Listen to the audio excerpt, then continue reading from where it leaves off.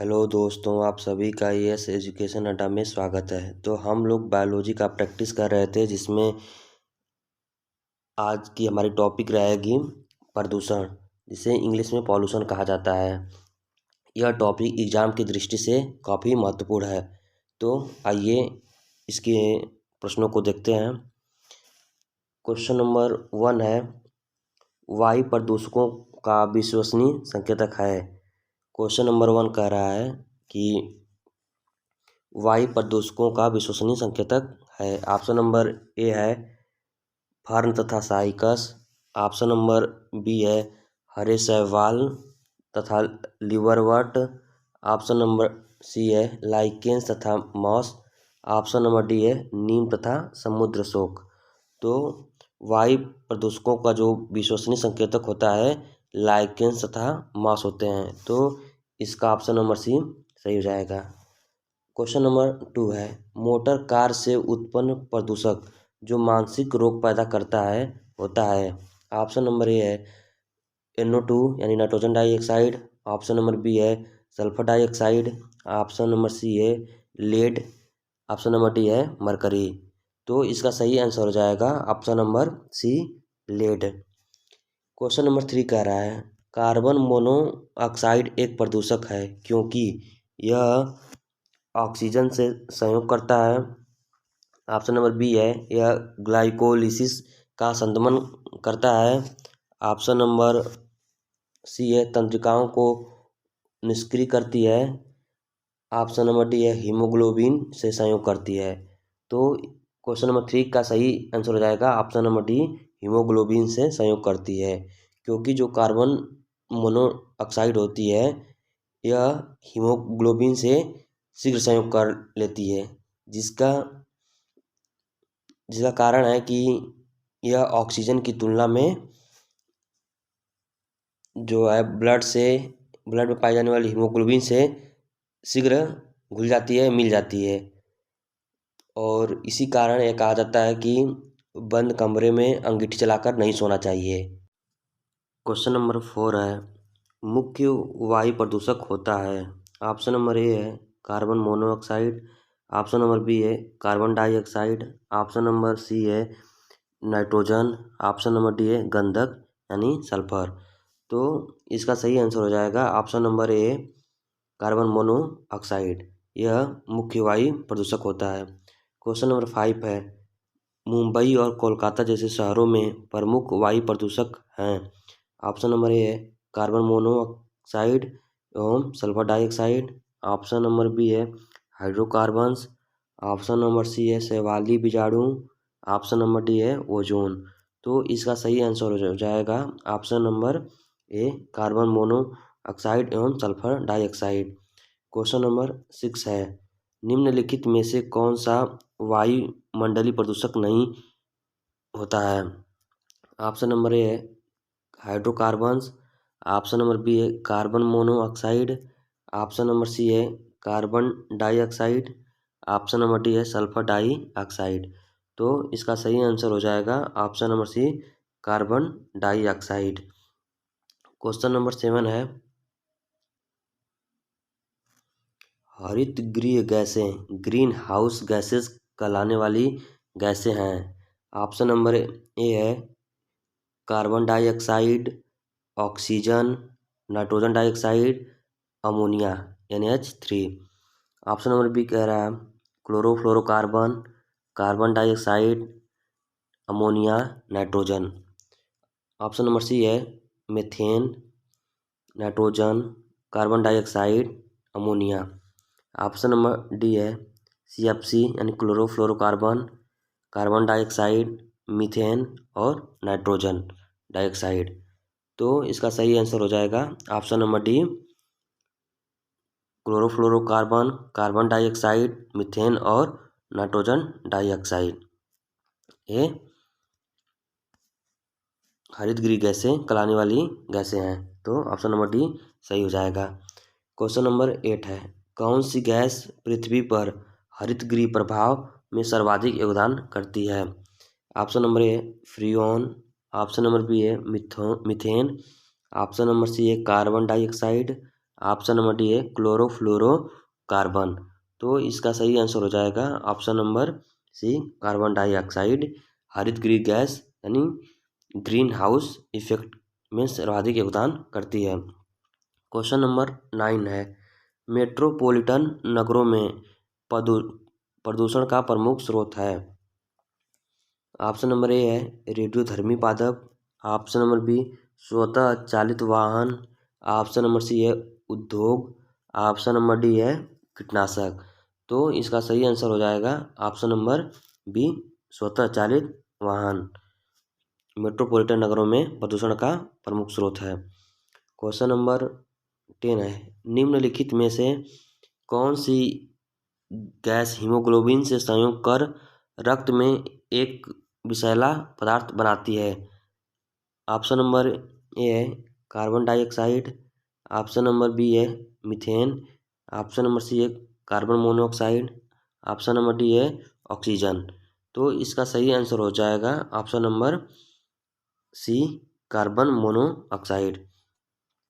यह ऑक्सीजन की तुलना में शीघ्र या जल्दी ऑक्सीजन से घुलकर हमारे शरीर में एक विषैला पदार्थ बनाती है और हमारे जो ब्लड नर्व्स होती हैं उनको ब्लड का क्लॉथ बनाकर ब्लॉक कर देती हैं, जिससे व्यक्ति की डेथ हो जाती है या दम घुट जाता है।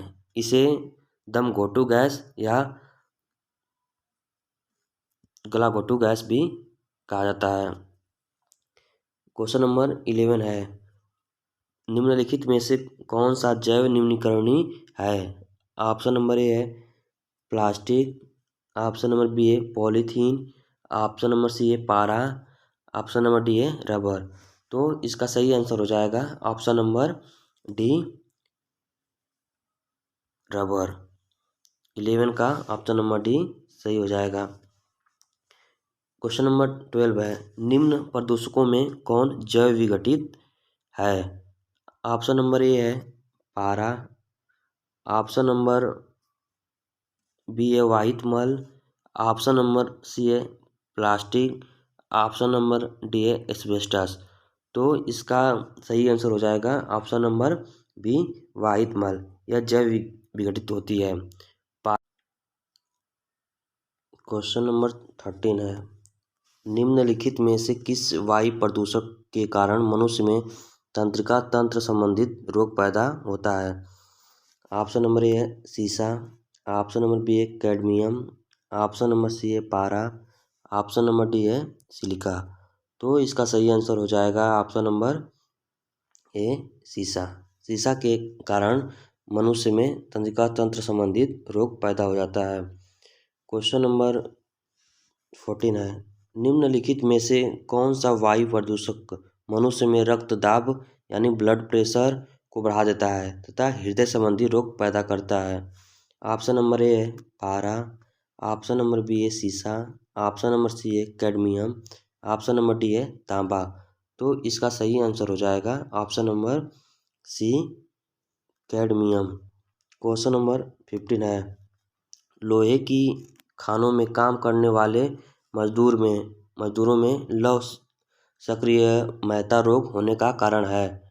ऑप्शन नंबर ए है सीसा, ऑप्शन नंबर बी है मरकरी, ऑप्शन नंबर सी है कैडमियम, ऑप्शन नंबर डी है सिलिका। तो इसका सही आंसर हो जाएगा option number D silica. Question number 16 है वायुमंडल में कार्बन डाइऑक्साइड का निर्माण मुख्यतः हुआ है। ऑप्शन नंबर ए है वनों की अग्नि से, ऑप्शन नंबर बी जीवों के शोषण से, ऑप्शन नंबर सी सूक्ष्म जीवों की क्रियाओं से, ऑप्शन नंबर डी कारखानों के धुएं से। तो इसका सही आंसर हो जाएगा ऑप्शन नंबर बी जीवों के शोषण से, क्योंकि जो वनों की अग्नि से वनों में आग लग जाने से जो कार्बन डाइऑक्साइड निकलते हैं ये तो हमेशा वनों में आग लगती नहीं है, तो इसलिए इसका सही आंसर नहीं होगा। और कह रहा है कि सूक्ष्म जीवों की क्रियाओं से, तो जो माइक्रो ऑर्गेनिज्म है इनकी क्रियाओं से कार्बन डाइऑक्साइड तो हो नहीं सकता। ऑप्शन नंबर डी है कारखानों के धुएं से। तो कारखानों के धुएं से तो कार्बन डाइऑक्साइड निकलता है, बट ये तो आज के आधुनिक युग में कारखानों के स्थापित होने के कारण जो एटमॉस्फेयर में कार्बन डाइऑक्साइड की मात्रा बढ़ी है, तो इसका अलग कारण है। लेकिन सबसे पहले जब कारखाने नहीं थे तो जीवों के शोषण से ही एटमॉस्फेयर में कार्बन डाइऑक्साइड का निर्माण हुआ था। इसका सही आंसर हो जाएगा option number B. Question number 17 है, ताजमहल की क्षति पहुंच रही है, यानी ताजमहल को क्षति पहुंच रही है। ऑप्शन नंबर ए, यमुना में बाढ़ से। ऑप्शन नंबर बी, अधिक ताप पर संगमरमर के अपघटन द्वारा। ऑप्शन नंबर सी है, मथुरा तेल शोधनशाला से निकलने वाले वायु प्रदूषकों से। ऑप्शन नंबर डी है, उपयुक्त किसी से भी नहीं। तो इसका सही आंसर हो जाएगा ऑप्शन नंबर सी, मथुरा तेल शोधनशाला से निकलने वाले वायु प्रदूषकों से ताजमहल को क्षति पहुंच रही है। क्वेश्चन नंबर 18 है, कहा जाता है कि ताजमहल यानी मार्बल कैंसर से ग्रस्त है। यह मार्बल कैंसर क्या है? ऑप्शन नंबर ए है, निकटस्थ उद्योगों से ताजमहल में धुआं भरना। ऑप्शन नंबर बी है, ताजमहल के मार्बल में बड़ी संख्या में कवक लगना। ऑप्शन नंबर सी है, अम्लीय वर्षा जो मार्बल का क्षरण करती है। ऑप्शन नंबर डी, कज्जल कणों के कारण मार्बल का पीला होना। तो इसका सही आंसर हो जाएगा ऑप्शन नंबर सी, अम्लीय वर्षा जो मार्बल का क्षरण करती है। इसे स्टोन कैंसर के नाम से भी जाना जाता है।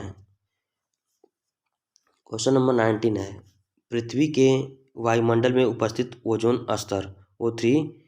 ऑप्शन नंबर ए है, परावैंगनिक किरणों के प्रवेश को कम करता है। ऑप्शन नंबर बी है, ऑक्सीजन की मात्रा को नियंत्रित करता है।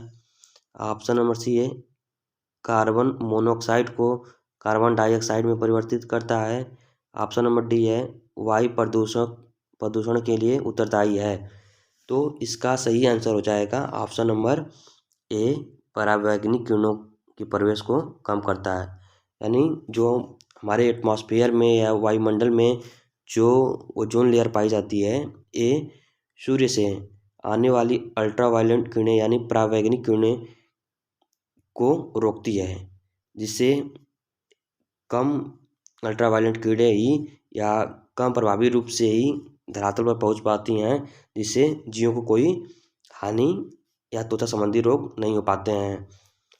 इसलिए ओजोन लेयर को पृथ्वी का सुरक्षा कवच भी कहा जाता है। क्वेश्चन नंबर 20 है, मीन माता महामारी जिसके कारण 1965 में यानी 1965 में जापान में अनेक लोग मरे थे, पानी में इस प्रदूषण के कारण हुई थी। यानी पानी में क्या प्रदूषण हुआ था कि 1965 में जापान में अनेक लोग मीनमाता महामारी से मर गए थे। तो ऑप्शन नंबर ए है सीसा। ऑप्शन नंबर बी, पारद। Option number C, fluoride. Option number D, DDT। तो इसका सही आंसर हो जाएगा ऑप्शन नंबर बी, पारद की वजह से, यानी पारा की वजह से। मीनमाता रोग जो होता है पारे की वजह से होता है। क्वेश्चन नंबर 21 है, जल प्रदूषण को मापने हेतु निम्नलिखित में से कौन सी जांच की जाती है? Option number A, biomedical oxygen demand. Option number B, biochemical oxygen demand. Option number C, biomechanical oxygen demand. Option number D, उपयुक्त में से कोई नहीं। तो जल प्रदूषण को मापने हेतु दो प्रकार के टेस्ट किए जाते हैं, एक BOD, एक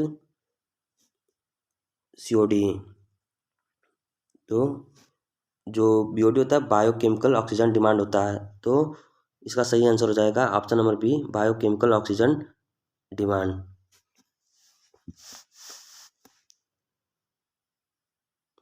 क्वेश्चन नंबर 22 है, DDT होता है। ऑप्शन नंबर ए है प्रतिजैविक। ऑप्शन नंबर बी है जैव अपघटनी प्रदूषक। ऑप्शन नंबर सी, अजैव अपघटनी प्रदूषक। ऑप्शन नंबर डी, उपयुक्त में से कोई नहीं। तो इसका सही आंसर हो जाएगा ऑप्शन नंबर सी, अजैव अपघटनी प्रदूषक। यानी यह जैविक क्रियाओं द्वारा डिकम्पोज नहीं होता है, बल्कि अजैव कंपोनेंट से यानी अलग अलग रसायनों से ये डिस्कम्पोज किया जा सकता है। क्वेश्चन नंबर 23 है, सूर्य से आने वाले हानिकारक पराबैंगनी विकिरणों से होता है। ऑप्शन नंबर ए फेफड़े का कैंसर, ऑप्शन नंबर बी मुख का कैंसर, ऑप्शन नंबर सी त्वचा का कैंसर, ऑप्शन नंबर डी यकृत का कैंसर। तो इसका सही आंसर हो जाएगा ऑप्शन नंबर सी त्वचा का कैंसर। क्वेश्चन नंबर 24 है, यदि जल का प्रदूषण वर्तमान गति से होता रहा तो अंततः यह जल चक्र बंद हो जाएगा। ऑप्शन नंबर बी कह रहा है वर्षा रुक जाएगी। ऑप्शन नंबर सी जल पादपों के लिए ऑक्सीजन के अणु अप्राप्त हो जाएंगे। ऑप्शन नंबर डी जल पादपों के लिए नाइट्रेट अपर्याप्त हो जाएंगे। तो इसका सही आंसर हो जाएगा ऑप्शन नंबर सी जल पादपों के लिए ऑक्सीजन के अणु अप्राप्य हो जाएंगे। क्वेश्चन नंबर 25 है, नदियों में जल प्रदूषण की माप की जाती है। ऑप्शन नंबर ए है क्लोरीन की घुली हुई मात्रा से, ऑप्शन नंबर बी ओजोन की घुली हुई मात्रा से, ऑप्शन नंबर सी नाइट्रोजन की घुली हुई मात्रा से, ऑप्शन नंबर डी ऑक्सीजन की घुली हुई मात्रा से। तो इसका सही आंसर हो जाएगा ऑप्शन नंबर डी ऑक्सीजन की घुली हुई मात्रा से। जिस नदी के जल में ऑक्सीजन की ज़्यादा कमी होगी वो जल ज़्यादा प्रदूषित माना जाता है। क्वेश्चन नंबर 26 है, निम्न में से कौन सी गैस वायु को प्रदूषित नहीं करती है। ऑप्शन नंबर ए है oxygen, option number B carbon monoxide, option number C nitrogen dioxide, option number D sulphur dioxide. तो इसका सही आंसर हो जाएगा option number A oxygen. Oxygen जो है यह वायु को प्रदूषित नहीं करती है। क्वेश्चन नंबर 27 है, प्रकाश रसायन स्मॉग इस आम क्रिया का परिणाम है। ऑप्शन नंबर ए सूर्य प्रकाश की उपस्थिति में कार्बन मोनोऑक्साइड, ऑक्सीजन तथा proxy acetyl nitrate, option number B शाम के समय nitrogen dioxide, ozone, carbon monoxide की उच्च आर्द्रता, ऑप्शन नंबर सी सूर्य प्रकाश की उपस्थिति में नाइट्रोजन डाइऑक्साइड, ओजोन तथा परऑक्सी acetyl nitrate, option number D लघु ताप पर कार्बन मोनोऑक्साइड, कार्बन डाइऑक्साइड तथा नाइट्रोजन डाइऑक्साइड। यानी प्रकाश रसायन स्मॉग इस आम क्रिया का परिणाम है। यानी कह रहा है क्वेश्चन नंबर 27 कि जो प्रकाश रसायन स्मॉग होता है वो किस क्रिया का परिणाम होता है। तो इसका सही आंसर हो जाएगा ऑप्शन नंबर सी सूर्य प्रकाश की उपस्थिति में नाइट्रोजन डाइऑक्साइड, ओजोन तथा परऑक्सी एसिटिल नाइट्रेट की क्रिया का परिणाम होता है। क्वेश्चन नंबर 28 है, निम्नलिखित में से कौन एक वाहन प्रदूषण का भाग नहीं है। ऑप्शन नंबर ए है hydrogen, option number B carbon monoxide, option number C nitrogen dioxide, option number D sulphur dioxide. तो इसका सही आंसर हो जाएगा option number A hydrogen. Hydrogen जो है एक वाहन प्रदूषण का भाग नहीं है। क्वेश्चन नंबर 29 है, ऊर्जा के किस रूप में प्रदूषण की समस्या नहीं होती है। ऑप्शन नंबर ए है कोयला से, ऑप्शन नंबर बी परमाणु से, ऑप्शन नंबर सी पेट्रोल से, ऑप्शन नंबर डी सौर से। तो इसका सही आंसर हो जाएगा ऑप्शन नंबर डी सौर से। सौर यानी सोलर एनर्जी से कोई भी प्रदूषण की समस्या नहीं होती है। क्वेश्चन नंबर 30 है, निम्नलिखित में कौन अधिकतम ध्वनि प्रदूषण का कारण है। ऑप्शन नंबर ए है भारी ट्रक यातायात, ऑप्शन नंबर बी निर्वाचन सभाएं, ऑप्शन नंबर सी पॉप संगीत, ऑप्शन नंबर डी जेट उड़ान। तो इसका सही आंसर हो जाएगा ऑप्शन नंबर डी जेट उड़ान। ये अधिकतम ध्वनि प्रदूषण का कारण है। तो इस क्लास को आज यहीं पे समाप्त करते हैं और शेष क्वेश्चन को अगली कक्षा में करते हैं। यदि यह वीडियो आपको हेल्पफुल लगे और यह क्लास आपको अच्छा लग रहा हो तो इस चैनल को लाइक एंड सब्सक्राइब करना ना भूलें। धन्यवाद।